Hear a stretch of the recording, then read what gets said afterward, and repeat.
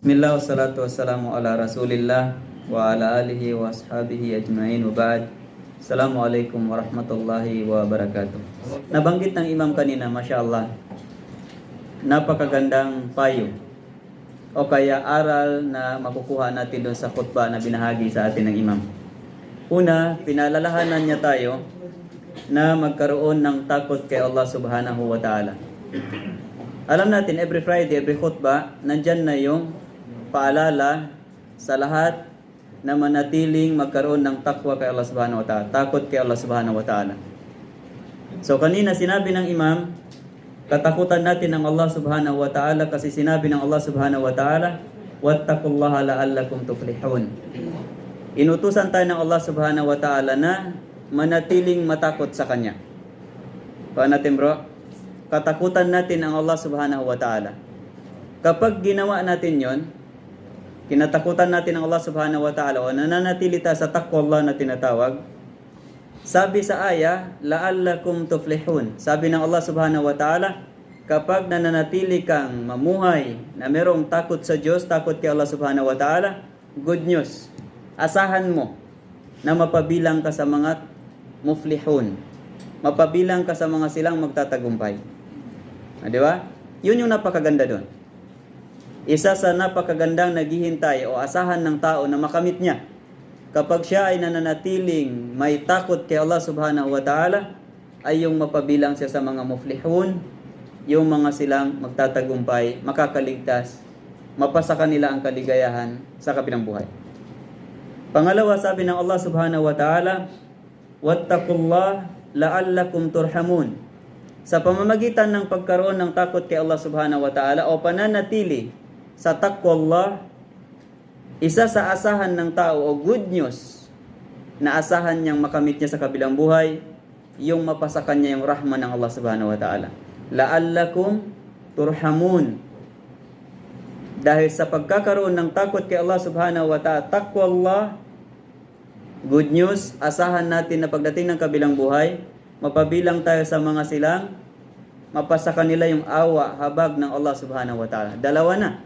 Sino ba sa atin ang ayaw niya na makamit niya yung awa ng Allah subhanahu wa ta'ala? Sa pamagitan ng awa na yun, makapasok siya sa paraiso, sa Jannah. Di ba kanina naman, al-falah, yung maging matagumpay. At ganun din sa pamagitan ng taqwa Allah, yung pananatili natin sa pagkakaroon ng takot kay Allah subhanahu wa ta'ala, pagsunod sa mga ipinag-uutos niya, paglayo sa mga ipinagbabawal niya, nagiging dahilan para mapasa atin yung biyaya, panustos, pagpapala mula kay Allah subhanahu wa ta'ala. Sino nagsabi? Ang Allah subhanahu wa ta'ala. Sabi niya sa Quran, walau anna ahlal qura amanu wattaqaw lafatahna alaihim barakatim minas sama'i wal ard. Sabi ng Allah subhanahu wa ta'ala, kung ang mga naninirahan sa isang bayan, sa isang lugar, sa isang pamayanan, sa isang bansa, kung sila ay naniwala lang, nanampalataya sila at natakot sila kay Allah, sumunod sila kay Allah subhanahu wa ta'ala, napanatili nila yung pagkakaroon ng taqwa Allah, ano sabi ng Allah? La fatahna alaihim barakatim minas sama'i wal ard. Sigurado, check, nabubuksan namin sa kanila ang biyaya mula sa kalangitan at kalupaan. Alhamdulillah. Kapag ang lugar ay mananampalataya at nanatili sa pagkaroon ng takot kay Allah subhanahu wa ta'ala, bubuksan ng Allah subhanahu wa ta'ala para sa kanilang biyaya mula sa kalangitan at kalupaan. At hindi namamalayan ng lugar na yon na napakadali para sa kanila ang pagdating, pagpasok ng biyaya. O kaya sa isang individual o sa isang pamilya, kapag pinapanatili nila yung taqwa Allah, pagkatakot kay Allah subhanahu wa ta'ala, bibiyayaan sila ng Allah subhanahu wa ta'ala. Kaya nga sa ibang aya, sabi ng Allah subhanahu wa ta'ala, ang sino mang natakot kay Allah subhanahu wa ta'ala o may taqwa Allah, bibigyan ng kalutasan, ng solusyon ang bawat suliranin o bawat problemang dumarating sa kanya. At bibiyayaan siya ng mga biyaya na hindi niya inaasahan pagdating nito. Ganon din sa pamagitan ng taqwa Allah, nakukuha ng tao yung knowledge, napapadali sa kanya yung kaalaman, napapadali sa kanya yung maintindihan, maunawaan yung mga katuruan ng pananampalatayang Islam na ikabubuti niya sa mundong ito at sa kabilang buhay. Sino nagsabi? Allah subhanahu wa ta'ala. Sabi niya, wattaqullah wa yu'allimukumullah. Patakutan ninyo si Allah subhanahu wa ta'ala, manatili sa pagsunod sa Kanya, paglayo sa mga ipinagbabawal niya, papadaliin ng Allah subhanahu wa ta'ala sa atin ang maintindihan, ang maunawaan yung mga katuruan ng pananampalatayang Islam na ikabubuti natin. Alhamdulillah mga kapatid sa pananampalatayang Islam. So, subhanallah, yung mga nabanggit nating aya, yun ay kabilang sa kainaman, kabutihan, kagandahan, o resulta o bunga ng pagkakaroon ng taqwallah o takot kay Allah subhanahu wa ta'ala.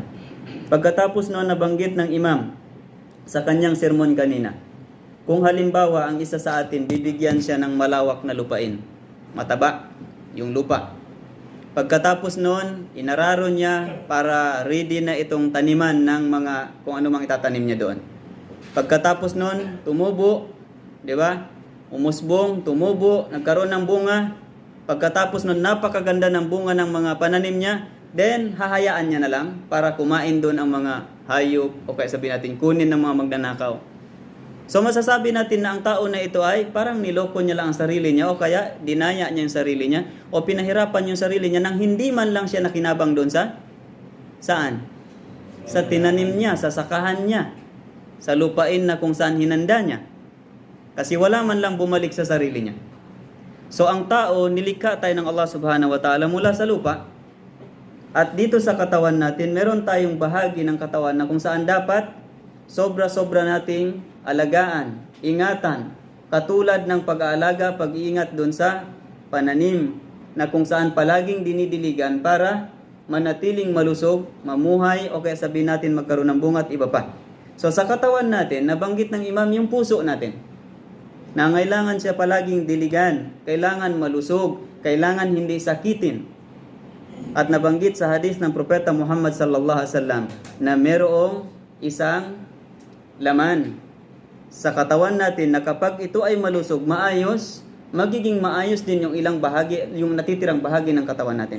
Pero kung ito ay sakitin, ako natin bro, sakitin din yung natitirang bahagi ng katawan natin. At ito ay ang puso.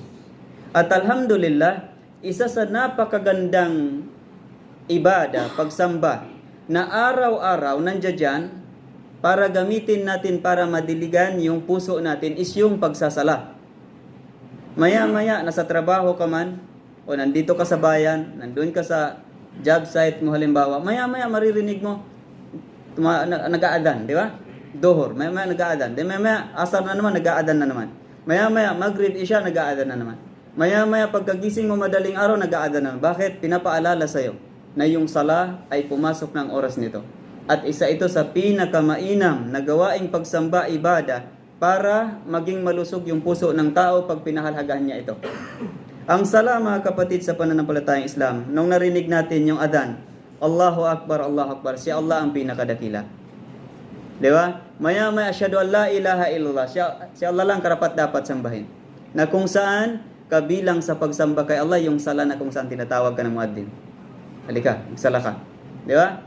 Hayya ala salah. Pagkatapos noon, maya-maya, asyhadu anna Muhammadan Rasulullah. Masaksi na si Muhammad ay sugo ng Allah. Na yung ibada, yung pagsamba na gagawin natin, na nabanggit doon sa la ilaha illallah, ibig sabihin gagawin natin kung paano ginawa nitong propeta o rasul na nabanggit sa adan, asyhadu anna Muhammad Rasulullah. Pagkatapos, hayya alas sala, tara na, halina kayo magsala. Tinatawag tayo ng muaddin. Hayya alal falah, tara na sa tagumpay. Pero ang akala ng tao yung tagumpay doon sa pagtulog. Tagumpay doon sa doblehin yung kumot niya kasi adan na. Hayya alal falah. Ang lakas ng boses, di ba? Baka pagod yung muaddin pero nag-e-effort siya para tawagin yung mga Muslim, yung mga tao para magsala at para pumunta doon sa tagumpay. At sabi pa ng Allah subhanahu wa ta'ala sa Quran, kad aflahal mu'minun, tunay na nagtagumpay yung mga silang mananampalataya. Sinong mga mananampalataya? Yung mga silang merong khusyu sa sala nila. Ibig sabihin ng khusyu, taimtim yung kanilang ginagawang pagsasala. Ginagampanan nilang pagsasala ng merong pagdakila, takot kay Allah subhanahu wa ta'ala. At ang sala, yung ginagawa natin kanina, kakasala lang natin, di ba? Sala tayo ng Jumu'ah prayer, di ba? So yung sala na ginagawa natin mga kapatid sa Islam, although may mga Muslim dito sa atin, aminin natin sa sarili natin, merong mga ilan sa atin dito, baka every Friday lang siya nakakapagsala. Yung iba naman, baka yung sala niya, 3 beses sa isang linggo o 4 na beses, hindi kompleto yung 5 times na sala.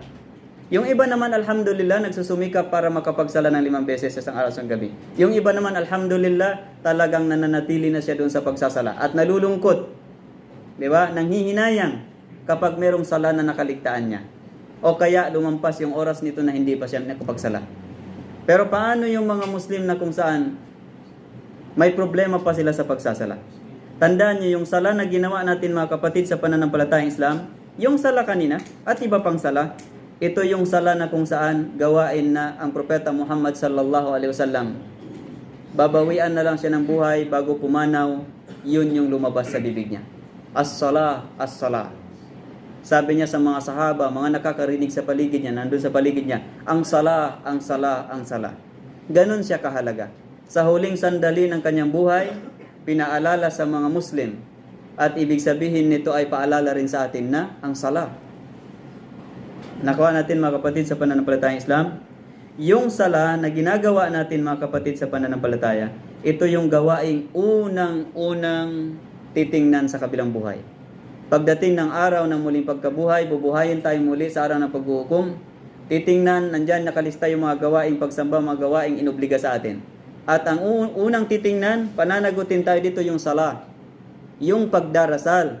Tinasabi sa hadith ng Propeta Muhammad sallam, ang pinakaunang gawaing pagsamba, kautusan na kung saan pananagutin dito ang anak ni Adam o isang tao, pagdating ng Yawmal Qiyamah, yung pagsasala. Kung pasado, tanggap yung sala mo, yung ibang mabubuting gawain mo, inshallah, tanggap na rin. Ganon siya kalakas. Mahihila niya yung ibang gawaing pagsamba pagtanggap siya. Pero kapag ang sala ay bagsak, hindi tanggap, hindi tama, hindi rin tatanggapin yung ibang gawaing pagsamba. Ibig sabihin, mali yung sabihin ng tao na perfect na yung umrah niya, yung hajj niya, yung paghihijab ni sister, mashallah, perfect na. Pero yung sala, minsan meron, minsan wala. Problema, sabi sa hadith, pagdating ng kabilang buhay, pagpalpak, hindi tanggap, hindi tama yung sala, babagsak din yung ibang ginawa niyang pagsamba. Ganon siya kabigat mga kapatid sa pananampalatayang Islam. Paano na lang yun sa kalagayan ng taong nagsala pero kulang-kulang yung sala niya? Maapektuhan ng sobra yung ibang gawaing pagsamba niya. So paano kung wala talagang sala sa buong buhay niya? So paano yung taong walang sala? Paano yung taong hindi kumpleto? Kulang-kulang yung sala niya. Tayo ngayon bro, buhay pa tayo, humihinga pa tayo, di ba? Yung talagang lugi na, wala na talagang pag-asa, yung namatay na at walang sala. Pero tayo, buhay pa. Nakapagsala tayo ng Jumaa kanina. Hindi natin alam kung ilang sala pa ang magagawa natin. Yung mga may problema sa pagsasala, hindi natin alam kung aabutan pa ba tayo ng 1 buwan para sabihin natin makumpleto ko yung sala na natitira sa buhay ko. Hindi natin alam. So, napakalaking babala o kaya warning yung hadith na yon na sinabi ng Propeta Muhammad SAW, pag hindi tanggap yung sala niya, pag hindi tama, maapektuhan yung ibang gawaing pagsamba niya. At sabi pa sa ibang hadith, kapag ka ang obligadong mga sala, may problema, hindi kompleto, anong gagawin? Sasabihin sa, tingnan ninyo yung mga sala niya na sunna. Yung mga voluntaryong sala niya. Baka meron, kukunin para tapal doon sa pagkukulang niya sa obligado. So yun ay kung may sunna. Paano kung nag-focus ka lang sa obligadong sala at kulang-kulang, saan kukunin? Di ba? Mas malala kung wala nang obligado, wala ring sunna, wala na talaga. So ganun siya kabigat yung sala na ginagawa nating mga kamusliman sa araw-araw, sa pang-araw-araw na buhay natin. At yung sala bro, yung pagdarasal natin na 5 times a day, ito ay pakikipagharap at pakikipag-usap kay Allah. Imagine kung merong pinakamataas na tao dito sa Saudi Arabia at binigyan ka ng chance habang nandito ka sa Saudi Arabia, binigyan ka ng pagkakataon para ma-meet mo siya. Di ba? Siguro makakapag-exit ka na lang, hindi pa matapos yung kwento mo. Di ba? Pag-uwi mo ng Pilipinas, libutin mo lahat ikutan mo lahat ng kamag-anak mo para ikwento. Kasi bakit? Na-meet mo si ganito ganyan, pinakamataas na tao doon sa Saudi Arabia. So paano kaya kung merong pagtatagpo, pakikipagkita, paghaharap, pakikipag-usap sa tagapaglikha? At binigyan tayo ng pagkakataon, chance, araw-araw, hindi lang 5 times a day. Hindi lang 5 beses. Yung 5 beses obligado, di ba? Sa bawat sunna, voluntaryong pagdarasal, pagsasala ng isang tao, ito ay pakikipag-usap, pakikipagharap niya sa kanyang tagapaglikha, Allah subhanahu wa ta'ala. Sabi ni Propeta Muhammad sallallahu alaihi wasallam sa hadith, kapag ang isang mananampalataya nagdarasal, nagsasala, katotohanan nandun siya sa sitwasyon na nakikipag-usap sa kanyang Panginoon.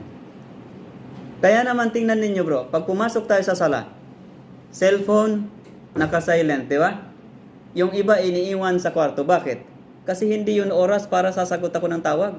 Hindi yun oras para mag-messenger, mag-Facebook ako. Yun ang oras na kung saan papasok ako sa bahay, dalanginan na kung saan haharap ako sa aking Panginoon at makipag-usap ako sa Kanya. Yun yung oras na kung saan pag magsasala siya, kasi haharap siya kay Allah subhanahu wa ta'ala, aalisin niya yung mga iniisip niya. Itabi yung niluluto, itabi yung problema sa bahay, problema sa trabaho, lahat. Kasi bakit? Gagawin niyang bakante yung puso't isipan niya. Bakit? Kasi haharap siya sa tagapaglikha niya at makikipag-usap siya.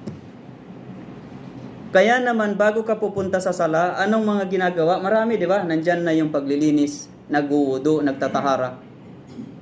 Yung damit malinis, nagpapabango, hindi hinahayaang mabaho siya, hindi hinahayaang hindi maayos ang sarili. Kasi bakit? Haharap siya sa kanyang tagapaglikha. Makikipag-usap siya sa kanyang tagapaglikha. At sa loob ng pagdarasal, nakaharap sa kibla, di ba? Ano pa bro? Tinatakpan yung mga dapat takpan sa katawan niya, bahagi ng katawan niya. At doon sa pagsasala, makikita natin mula umpisa ng pagdarasal hanggang dulo, napapaloob dyan yung pagpupuri kay Allah, pagdakila kay Allah, pagluwalhati kay Allah. Pagkatapos nandyan yung paghingi, humihingi ka, nagsusumamo ka kay Allah subhanahu wa ta'ala. At sabi ng Propeta Muhammad sallallahu alaihi wasallam, merong kilos o aksyon sa loob ng sala na kapag nandoon ka sa aksyon na yun, sa kalagayan na yun, napakalapit mo sa dakilang tagapaglikha. Nandyan ka na. Humaharap ka kay Allah subhanahu wa ta'ala, nakikipag-usap ka. Pero merong posisyon dyan sa loob ng sala na napakalapit mo sa dakilang tagapaglikha. Kaya sabi ni Propeta Muhammad sallam, paramihin mo ang panalangin mo sa time na yun. Imagine, ilang beses na uulit yun sa isang araw, isang gabi. Yun yung habang nagpapatira pa ka. Na kung saan, yung tao nakatayo, naglalakad sa kalupaan, pero may pagkakataon na binababa niya yung ulo niya at ilalapat niya yung kanyang mukha doon sa lupa bilang pagpapasakop, pagpapaalipin, pagsunod, pagdakila kay Allah subhanahu wa ta'ala. Kaya sabi ni Propeta sa yun yung sitwasyon na napakalapit mo sa iyong Panginoon, kaya paramihin mo yung paghingi sa Kanya ng pangailangan mo sa buhay. Pangalawa, bago magsalam, isa yun sa kalagayan na kung saan katanggap-tanggap, dinidinig yung panalangin. Kaya sabi ng Propeta Muhammad sallam, sabi niya, piliin mo na yung kaibig-ibig na panalangin sa'yo, manalangin ka bago magsalam. Subhanallah mga kapatid sa pananampalatayang Islam, yun yung pagdarasal, yung sala, hindi ka humaharap kung kani-kanino. Ito ay pakikipagtagpo mo, pagharap, pakikipag-usap kay Allah subhanahu wa ta'ala. Ano pa sabi ng Propeta sallam? Ang paglilinis ay kalahati ng pananampalataya. Ang tahara o kaya kalinisan, yung wudu na ginagawa natin bago magsala, yun ay dahilan para mapawi, matanggal yung mga kasalanan natin. Sabi ng Propeta Muhammad sallam, sino mang nagwudu, pagkatapos pinag-usayan niya yung wudu niya, nagwudu siya ng tama. May mga brother dito, mali-mali pa yung wudu. Masaya na siya kasi bakit ilang beses na siya nagsasala kasama ng mga kapatid niya Muslim. Pero yung wudu niya baliktad-baliktad. Kaya nga sinasabi natin palagi, bro, yung wudu ginagawa step by step, sunod-sunod. Hindi pwede magkakabaliktad-baliktad. Kaya itama mo bro. Hindi palibhasa ay 1 month ka na nagsasala kasama ng kamusliman, hindi mo na i-review kung tama ba yung pagkakasunod-sunod ng wudu mo. Yung kasalanan na yan, pwedeng sumama doon sa wudu pag nagwudu tayo. Pwedeng natatanggal sa bawat paglalakad mo papuntang masjid pa lang. Yun ay kung pupunta ka sa masjid para magsala for the sake of Allah subhanahu wa ta'ala. Ganon din sa pagsasala, yung 5 times na sala ayon sa hadith ng Propeta Muhammad sallam, nakakaalis ng kasalanan bro. Tao lang tayo. Sabi ng Propeta sallam, kapag tao ka, nagkakamali, nagkakasala ka, normal yun. Kaya i-check mo sarili mo pag hindi ka nagkakamali. Baka hindi ka na tao. So normal yun. Pero alhamdulillah, ang pinakamainam doon sa mga taong nagkakasala, yung inaamin, di ba? Nagbabalik loob, humingi ng tawad sa dakilang tagapaglikha. Hindi siya nagmamalaki o nagmamataas o nagyayabang pa, kakasala na nga. So sabi ng Propeta Muhammad SAW, sabi niya, nakita nyo ba kung sa harap ng bahay ninyo merong ilog dyan? So halimbawa lang, sa harap ng bahay natin merong ilog dyan. Then 5 beses naliligo doon sa ilog. Sabi ng Propeta SAW sa mga sahaba, sa tingin nyo may matitira pa kayang dumi sa katawan niya? Sumagot yung mga sahaba kasi alam nila alikabok-alikabok lang ang dumi doon sa lugar nila, di ba? Disyerto. So kung maliligo ng 5 beses, wala na matitira. So sabi ng mga sahaba, ya Rasulullah, wala nang matitira. Sabi ng Propeta SAW, ganun din yung pagsasala niyo ng 5 times a day. Tinatanggal nito, inaalis nito yung kasalanang nagagawa. Yung sala, nagiging dahilan para mapalayo natin yung sarili natin sa kasalanan. Yung brother na sinasabi, hindi siya magsasala kasi makasalanan siya. Maling ano yun bro? Maling paniniwala yun. Magsala ka kasi makasalanan ka. Magsala tayo kasi makasalanan tayo. Yung pagsasala na yun, magiging tulong sa ating sarili para malabanan natin, malayuan, maiwasan yung kasalanan.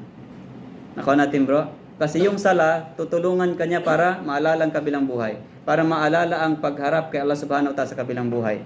Di ba? Paalala ng sala na merong paraiso at merong impyerno. Pinapaalala ng sala, ganito, ganyan. So sa tuwing ginagawa mo yun, makakatulong para paalalahanan mo ang sarili mo. At hanggang sa sasabihin mo yung kasalanan, hindi ko nababalikan kasi walang silbi, walang saysay, walang maidudulot na maganda sa buhay ko.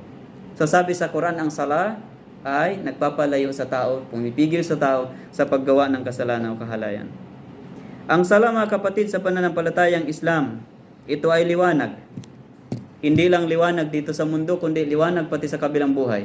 Kasi ang sasala ay nagsisilbing liwanag sa taong nagsasala para manatili siyang matuwid o magpakatuwid, magpakabuti para kay Allah subhanahu wa ta'ala o para makamit ang lugod, kasiyahan ng Allah subhanahu wa ta'ala. Kabaliktaran ng hindi nagsasala.